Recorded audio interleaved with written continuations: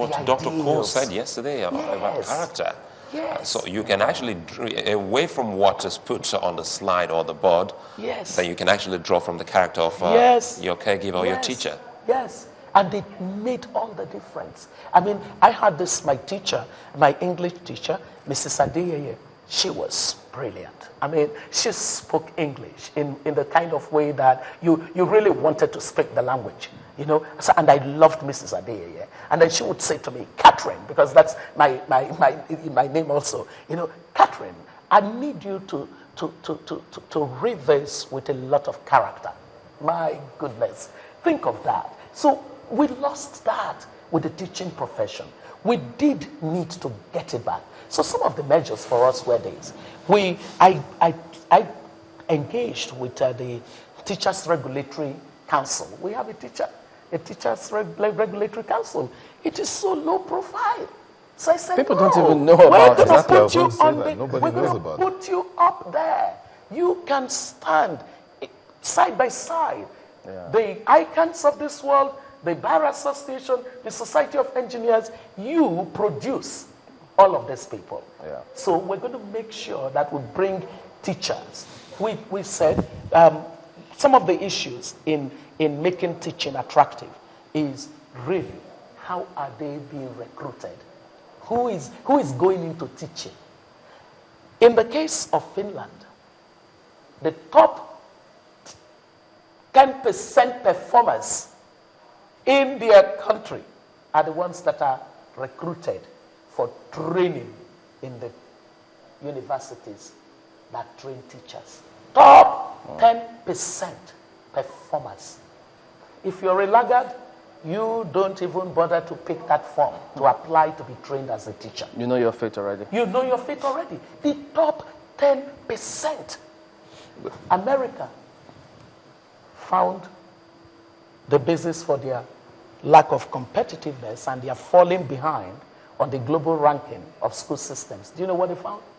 That whereas Finland was training the top 10% for teaching, America was training the people that were going into teaching were the 90, you know, the ones that were the lowest 10% were voting for teaching in America. So that was an eye-opener. You can imagine which percent of our own is now being attracted into the most important thing. People are going into teaching.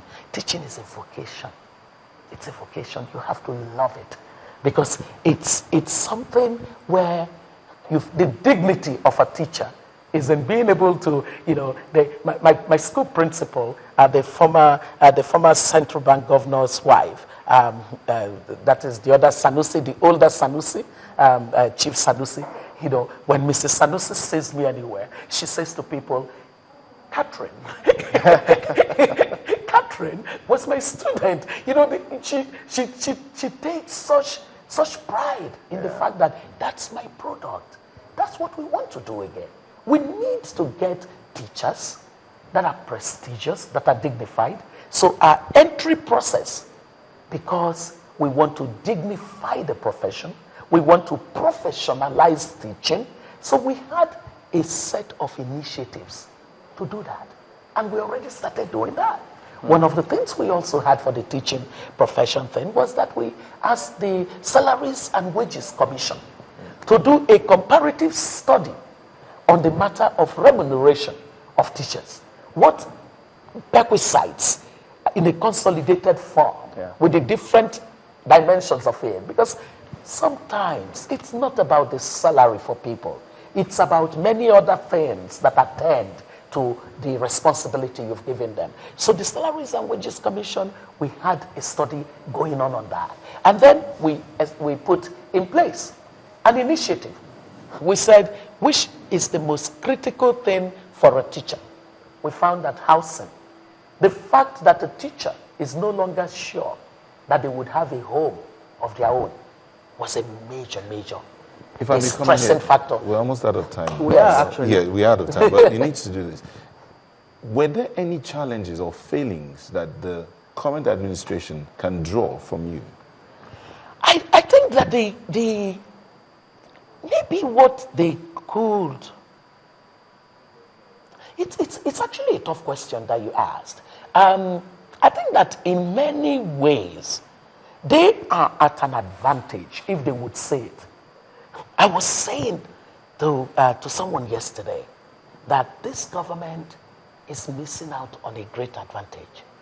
The great advantage they have is that citizens are more aware of this democracy, and citizens have an appetite to be part of solving the problem. They need to have that openness of mind and to say, oh, our citizens have a voice. They have an appetite for problem to be solved. We will be open about the problems we need to solve. And we could actually discuss. We would get partners that would help us solve. And maybe even discuss education the way we discuss football. That's great. With that passion. You need champions for education. Yeah. You need champions. We need everybody to be a champion for education. Wow. At least we owe that to the children of the poor, because 80% of the children of the poor are trapped in failing public schools in the country.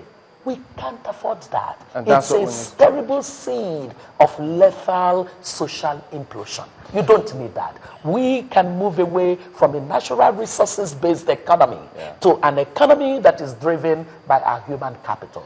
And that's the strategy I leave behind. All right, we'll have to thank you for coming on Thank today. you. Dr. Oby, who and I know is Catherine also. Don't call me that. My husband has rebaptized me.